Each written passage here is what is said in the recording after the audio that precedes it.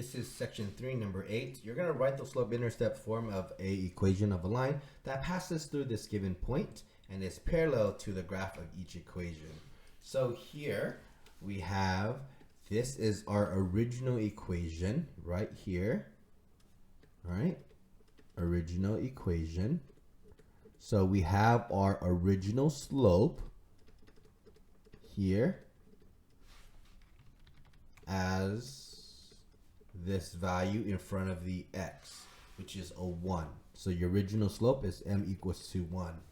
Now we want a parallel slope, and the parallel slope is also going to be the same value, so m is also going to be 1. We also need the y-intercept. The y-intercept is this point, 0, 3, so b is equal to 3. The equation that we write is y is equal to mx plus b. So we can plug in the values. Y is equal to 1x plus 3. That is your new equation that is parallel. Okay. And that is what we are looking for.